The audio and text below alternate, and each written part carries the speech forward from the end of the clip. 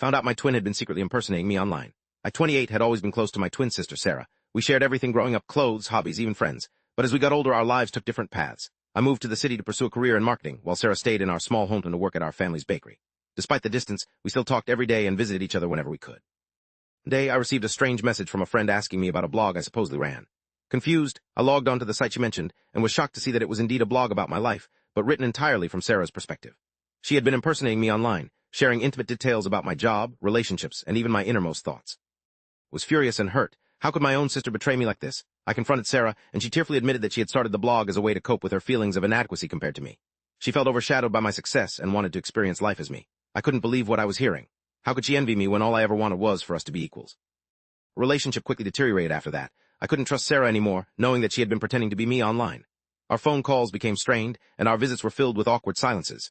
I tried to forgive her, but the betrayal ran deep, and I couldn't shake the feeling of resentment towards her. Thought things couldn't get any worse, but they did.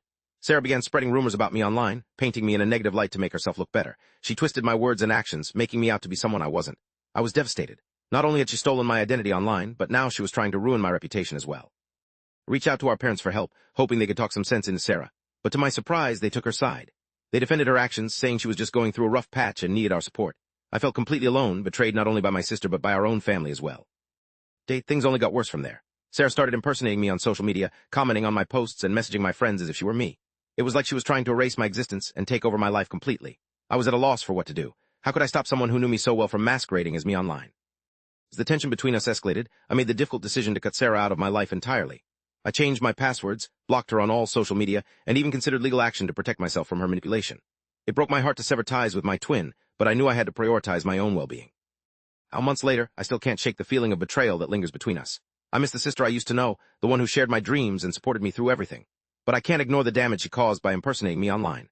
Our relationship may never be the same again, and I'm left wondering if I'll ever be able to trust her again. Am I the asshole for cutting my twin sister out of my life? Only time will tell. And for now, I'll have to live with the consequences of her betrayal, hoping that someday we can find a way to mend what was broken. The aftermath of cutting Sarah out of my life was not easy. Despite my efforts to move on and focus on rebuilding my own identity online, the rumors and negativity she spread continued to haunt me. Friends and acquaintances began questioning my character, unsure of what to believe amidst the chaos Sarah had created. I tried to explain the situation to those willing to listen, to set the record straight and show that I was not the person Sarah was portraying me to be. But the damage had been done, and the doubt in people's minds lingered. It was a constant battle to defend myself against the lies and misinformation that Sarah had planted. As time passed, I found myself missing Sarah more than I had anticipated. Despite the pain and betrayal she had caused, she was still my twin sister, my other half.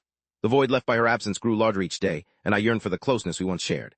But deep down, I knew that trust had been shattered irreparably, and I couldn't bring myself to forgive her for what she had done. In moments of weakness, I would find myself scrolling through social media, searching for any trace of Sarah's presence. Part of me hoped she would reach out, apologize, and we could start to heal the wounds between us. But no message came, no sign of remorse from her end. It became clear that Sarah had no intention of making amends, of acknowledging the pain she had caused. Resentment I felt towards Sarah only grew stronger as time went on. I couldn't understand how she could betray me in such a profound way, how she could willingly sabotage our relationship for her own selfish gain. The bond we once shared seemed like a distant memory now, tarnished by her deceit and manipulation. As the months turned into years, the ache of losing my twin never truly faded. The scars of her betrayal remained etched into my heart, a constant reminder of the pain she had inflicted. I tried to move on, to focus on rebuilding my own identity separate from Sarah's shadow, but the wounds she left behind continued to throb with each passing day. In the end, I was left with a bitter taste in my mouth, a feeling of resentment that I couldn't shake. Sarah's actions had irreversibly damaged our relationship, leaving me questioning if our bond was ever as strong as I had believed. The hope of reconciliation dwindled with each passing day, leaving me with a sense of loss that cut deeper than anything I had ever experienced before. As I closed the chapter on our broken relationship, I couldn't help but feel a sense of relief. Relief that I had finally severed ties with the sister who had been secretly impersonating me online. Relief that I could finally start to rebuild my life without her toxic presence. But beneath it all, the wounds she had left behind continued to ache, a constant reminder of the betrayal that had torn us apart. In that moment, I knew that the bond between us was forever fractured, a casualty of Sarah's deception and my own inability to trust her again. Was this person in the wrong? Comment down below and make sure to like and subscribe.